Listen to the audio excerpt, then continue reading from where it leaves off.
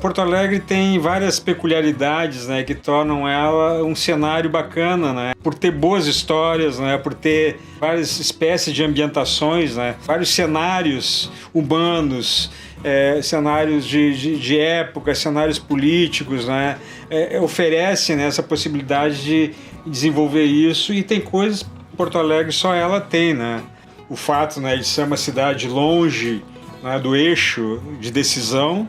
No entanto, né, pela mítica da sua história, né, de bravura, digamos assim, pela qualidade dos seus quadros políticos, ela acabou adquirindo uma importância política no Brasil muito grande, né? Essa distância do centro de poder acabou encurtando, e muitas vezes os gaúchos exerceram o poder, e isso também influencia o país, mas também é influenciado, e esse gauchismo, né, acaba sendo do caudilismo, o gauchismo do cara que vai lá e decide as coisas.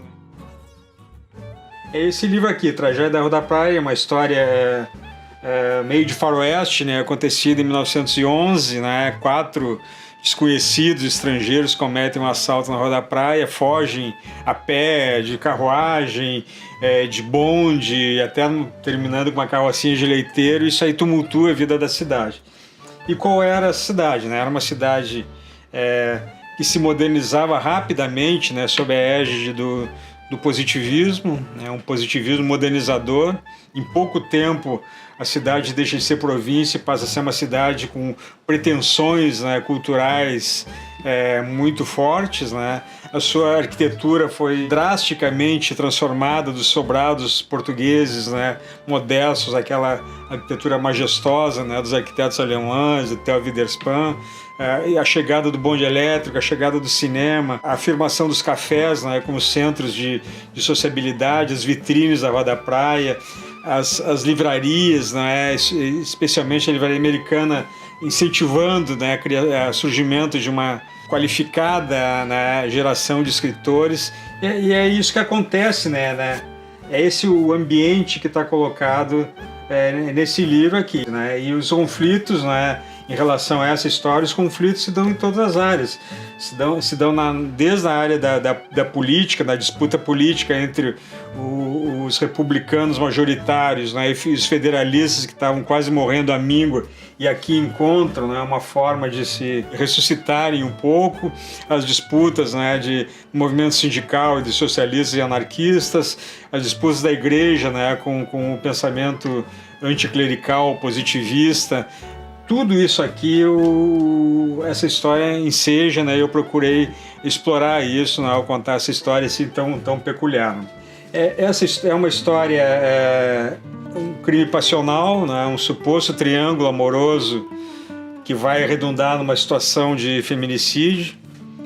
Tem 3 personagens, ela acontece depois da Revolução Federalista, onde as coisas já mudaram, né, um pouco na política gaúcha, mas na verdade o livro faz uma regressão na vida dos 3 personagens de 20 anos, então pega todo o período da República Velha, mas mostra, né, uma cidade também já se encaminhando, né, para a década de 30, mas aqui basicamente estão explorados os valores morais, né, os valores do gauchismo, do machismo, vamos dizer assim, um possível crime de feminicídio acaba sendo perdoado, né, em função da honra, né, da honra dos gaúchos. Então esse livro, eu acho que tem essas 2 funções, né, de uma função, um livro histórico, mas também de tratar um pouco do comportamento, de como as pessoas pensavam essas coisas, das relações, né, de homem e mulher, da questão de dominação,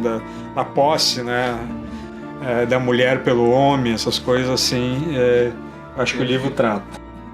1935 é o ano da exposição Farroupilha, que na verdade é uma tentativa de fazer um casamento, né, entre um passado idealizado, que seria a Guerra dos Farrapos, né, tão polêmica, para muita gente o Rio Grande do Sul perdeu, para muita gente não houve nenhuma conquista significativa, e houve 10 anos de luta, enfim, é uma polêmica que permanece até hoje. Então, o casamento de um passado idealizado com o futuro, né, que estava se avizinhando, porque havia um desenvolvimento econômico bem significativo, industrial, não é?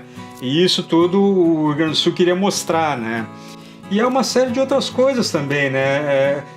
Primeira vez se faz uma disputa ideológica, o livro traz bastante isso, integralistas e nazistas se apresentando, né, como força política, os comunistas, através da Aliança Nacional Libertadora, reagindo a isso, né?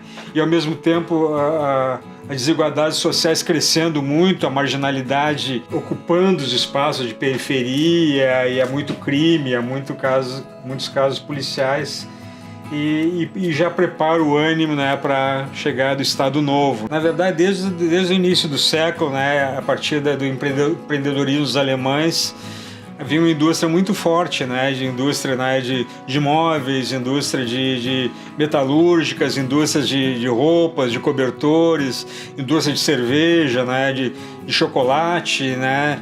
Havia uma indústria bem forte que chegou em 1935 já com significativo volume, né, e que, vamos dizer assim, o Rio Grande do Sul, além de ser um estado agropastoril, né, muito forte, um celeiro para o Brasil, também acrescentava isso um poderio industrial também bem significativo.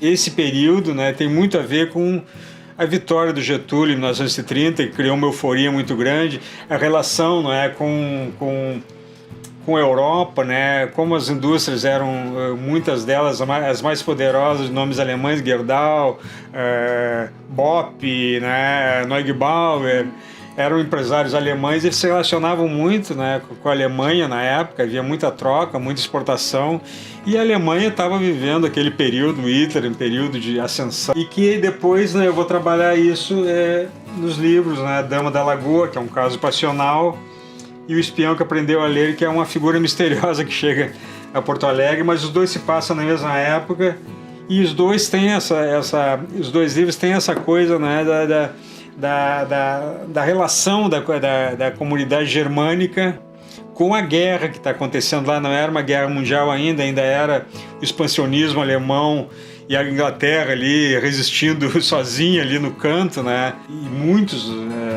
porto-alegrenses eram nazistas no início, já estavam rompendo com o nazismo por todas aquelas séries, né, de brutalidades que aconteciam, mas havia essa relação econômica. Então eles se dão, né, as duas histórias se dão dentro da comunidade germânica, que está assim um pouco perplexa com tudo que está acontecendo, e mais ainda numa situação de Estado Novo, né? Uma ditadura Vargas, né? Que nos dois casos, né, são histórias policiais, então mostram um aparelhamento da polícia, das áreas de segurança muito intenso, investimento muito forte, a polícia tendo que mostrar serviço porque recebeu um aporte de recursos muito grande. E ao mesmo tempo, né, eu trato também a questão da imprensa, uma imprensa muito ligada ao oficialismo, muito ligada às versões oficiais, né? Porque era uma ditadura, não chegava nem a ser uma censura, era apenas um adesismo. Em 42, logo depois, quando essas histórias aqui já terminaram, há uma reação muito grande da cidade contra os alemães, quando afundaram os navios, né, os torpedeiros, os submarinos alemães põem abaixo 20 navios cargueiros brasileiros que supostamente iriam levar mantimentos para a Inglaterra. Há uma reação, né, há um quebra-quebra na cidade, e há um rompimento muito claro ali da população de Porto Alegre com a parte alemã da cidade, já que o comércio, né, que foi destruído, que foi empastelado, era o comércio que estava na mão dos alemães. Aí Porto Alegre, né, começa também depois a adquirir surgir a força do trabalhismo muito forte a partir do governo Getúlio, né? E depois são as lideranças que surgem, basicamente o Brizola e o Jango, né? Então Porto Alegre se torna uma cidade trabalhista, né? Sem dúvida nenhuma, né?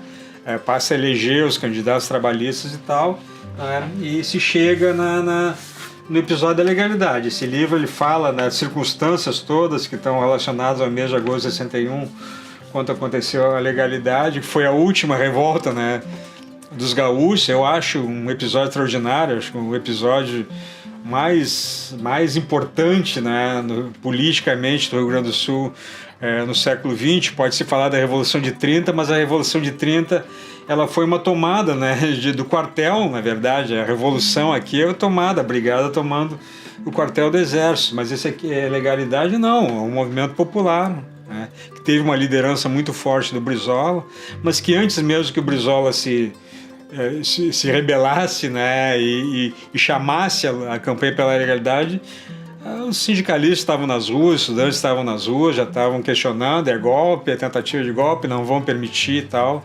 E também toda essa mobilização que havia sustentou, né, essa iniciativa e criou a mística em torno da liderança do Brizola, que se não fosse o golpe depois, certamente chegaria presidente da República, né, e bem, teríamos então um país diferente.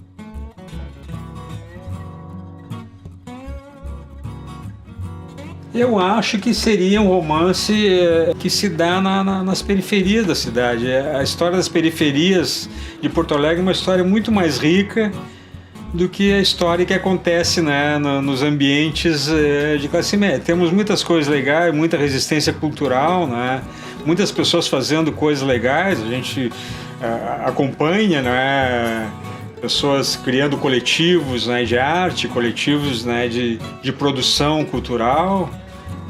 É bacana, mas eu acho que a força, né, a força das histórias está nas periferias, nos grupos de hip hop, nos slams, né, é aí que está a força que vai emergir, né, da cidade para eventualmente realizar uma transformação substancial, né? Porto Alegre precisa disso, porque Porto Alegre caiu, né, numa pasmaceira nos últimos anos, uma completa perda, né, de importância, né, perda de valor, perda de coisas que ela já teve e perdeu, e coisas que foram significativas, que tiveram repercussão mundial e que foram abafadas, né, foram destruídas aos poucos, né, foram mortas à míngua.